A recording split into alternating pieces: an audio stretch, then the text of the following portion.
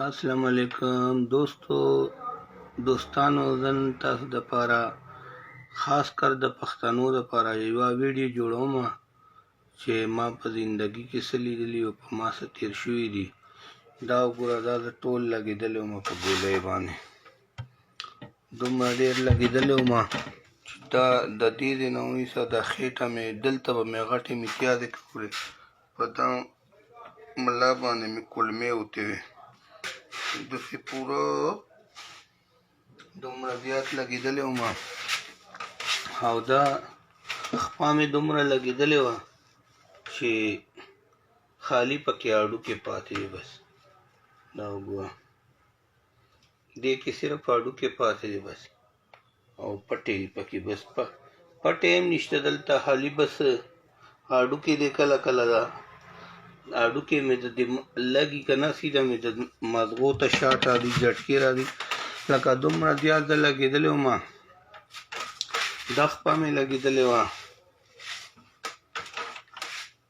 دا وګوره، دلته ګولۍ پرې وتې وې،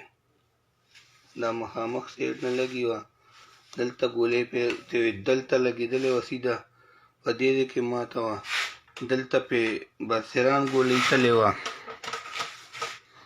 خو زه نن تاسو دپاره صرف زما د جسم مقصد دی که نه، دې دپاره تاسو ته دا خبره کوم چې په دې دنیا کې که په کروڑونو روپۍ ګټې که نه، په کروڑونو په اربونو، بیا هم څه ترې نه جوړېږي نه، او که په خالي ځان له روټۍ پیدا کوي بیا هم څه نه جوړېږي. اصلي مقصد دی د انسان عبادت چې د الله عبادت چا وکړه کامیاب دی. ولې چې زه چې کله په ګولۍ ولګېدم په کلاشنکوف داسې په نږدې په مخامخ 2 کلاشنکوف یې راباندې وچلېدې، خو زما یې څه قصور نه و. ولې چې د یخني ورځې وې، زه د بنو اوسېدونکی یم، د بنو شباشاه شیخان اوسېدونکی یم، امان الله شاه مې نومه دی، او موږ په سیالکوټ کې 22 سال وشول چې سیالکوټ ته راغلي. زه چې کله 2 کسان وویشتل که نه، هغه به ما معاف هم کړل، داسې مې معاف کړي چې په کلاشنکوف مې پرې نیولې و، معاف مې کړ، لکه د جیل نه مې هم خلاص کړه. خو زما صرف دا مقصد و چې زه چې کله په ډزې ولګېدل نو اول خو زما په جسم کې څه یا نه وه، ولې چې ټول شلېدلی یم، تاسو په مخامخ یم که نه. زه نن دا خبره ځکه تاسو ته کوم خاص کار پښتنو دپاره چې زه کله په ډزې ولګېدله زما هر څه شلېدلي، نو اول خو ما ته کلیوالانو وایي چې تا کې څه یا نه وه، موږ دلته په تا لاس کېښوده ته ختم وې. مور مې راغله، هغې چې زه کله په سینا پورې ونیول که نه، ما جسم ته دوباره روح راغی، او چې روح راغی نو مور مې او ماما مې د بنو اسپتال کې ما ډاکټر ته وویل چې ډاکټر صاحب د کولمې را دننه که زه سیده کېدی نه شم، په ملا وتې وې. نو هغه چې دننه کړې زه سیده شل، ما ورته چې بس اوس صحیح شمه. نو د بنو نه پېښور پورې یوړل، او بار بار به مې راباندې مور لاس ږده چې دا مړه ده که جمدی دی. ما ورته چې مور یې لاس ما راوړه، بس زه جمدی یم او جمدی یم که نه. چې کله یې پېښور اسپتال ته ورسول، هلته مې د شپې نه پروت وم، سهار مې اپرېشن وشوې، خو بیا ما چې څه وخت تېر شه که نه، دا ویښته میښته هر څه زما ختم وي، وینه رانتلې وه، بس تش مړی د هډوکي غوندې پروت وم، لکه خالي تش هډوکي. چې بیا ما هلته په بیډ باندې خوب ولیده چې داسې مخامخ زما بیډ وي او یو راته مخامخ بل بیډ وي. زه سهار 9 بجې اوده شوی وم، اوده نه وم، خو بس هسې خالي سترګې مې ورغلې وې، سترګې مې معمولي درنې شوې که نه، لکه په خیالونو کې مې ولیده، اوده نه وم. دا ما په خیالونو کې ولیده چې ما ته چا وویل چې زه داسې په یو کمره کې ناست وم مخامخ، او داسې راته مخامخ دروازې ته مې کتل، غټه غوندې کمره وه، کمره دغسې وه، داسې غټه کمره وه که نه، په یو کونا کې یو هلک ناست و، یو کې یو کې بل هلک ناست و، هلته یو هلک دلته بل هلک مخامخ زه وم او داسې ګیټ و که نه. چې کله په داسې ګیټ باندې ما ګیټ طرف ته خیال کو، نو ما ته چا وویل چې اسرائیل علیه السلام را روان دی چې چا نه به روخخلي. بس زه ورته ګورم چې د اسمان نه راکوز شو او چې څنګه لاندې راغی که نه، ما نه یې روخ اخیسته اول. په ځمکه مخامخ راته ودرېده، خو چې ما ته یې داسې لاس راکو که نه، چې لاس یې راټولو ده بس دومره ما ونه داسې وکړ چې یا الله ته ما بچ کړې که نه. چې ما نه یې روخ اخیسته نو فرشتې ورته غوږ پورې څه وویل، هغې اجازت ورنکړه که څه حساب و چې الله پاک فرمایي چې بس پرېږده. نو ما نه یې روح وانخیسته، زما په مخ کې د یو کس نه روح واخیسته، هغه د لرې ځای نه یې ونه راواخیسته، هغه مړ شو. الله ته یې وویلې د بل کس نه یې روح واخیستو، هغه مړ شو. او ما ته یې داسې د سرې سترګې راواړولې، په هغه ځای کې ولاړو، د لرې ځای نه یې خلکو نه روحونه، دوه کسانو نه روحونه راخیستل. په هغه ټایم زما هم د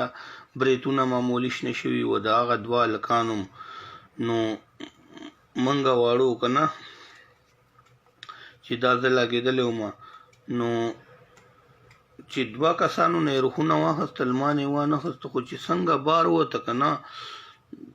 دومره دروند دروند قدم یو چې څنګه د اسمان نه راکوز شه، ځمکه ورلاندې په خوځېدو شوه. او بس چې یو قدم یو دلته کې ولاړو، د دوه ما نه یې روح وانخیسته، دوه کسانو نه یې واخیستل. او چې څنګه هغه اسرائیل علیه السلام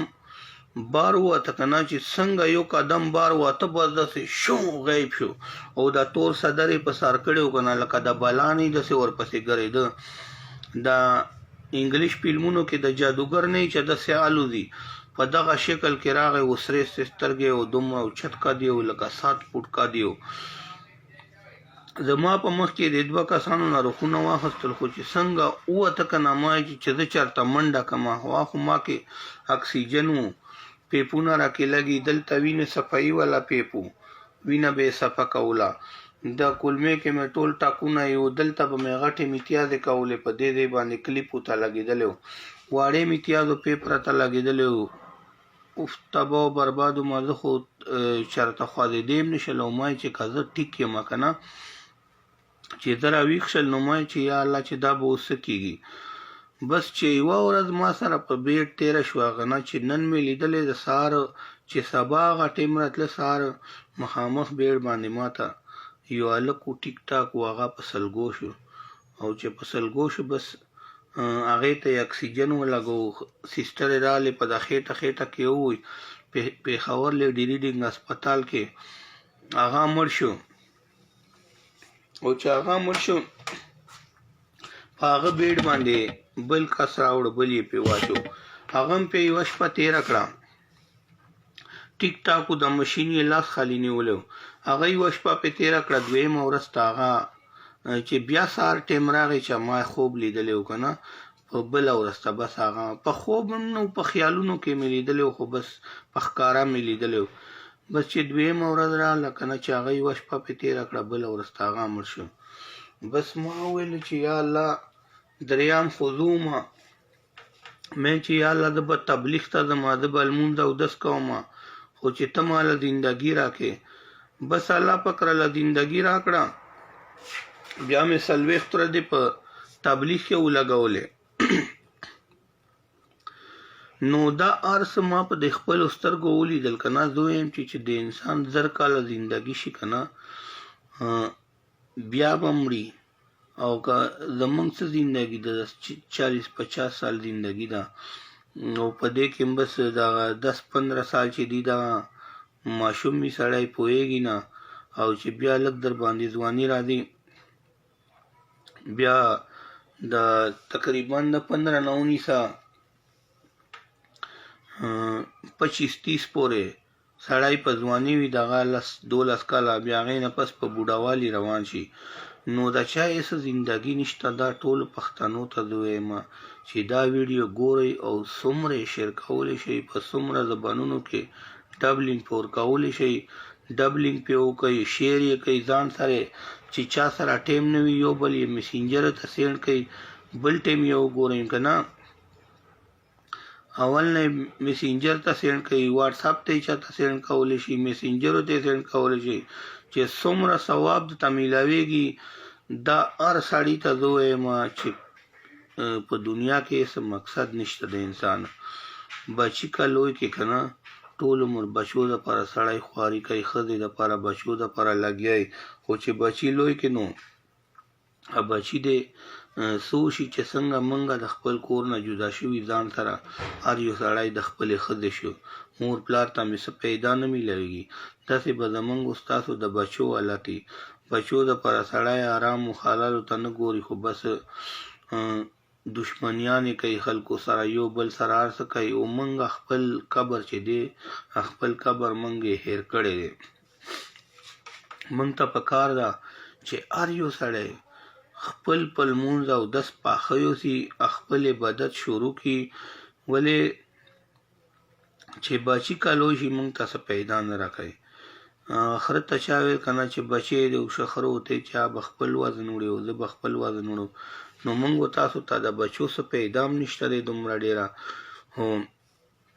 هغه ساتل و لویول یې چې دي هغه یې په موږ باندې الله پاک فرض کړي دي که نه خدمت به یې کوو نو زه ټولو پښتنو ته وایم چې که په کور کې مې لوفر وي که په کور کې مې بدماشان کسان وي چې په غرور په تکبر کې نو دا ویډیوګانې ورته ورسوئ ورته ویې غږوئ دا هر څه مې دا وګورئ په مخامخ چې ما هر څه په دنیا کې لیدلي دي اوس هم راته الله پاک هره خبره په خوب کې ښیي چې سبا را باندې سر رواني هغه الله پاک راته په خوب کې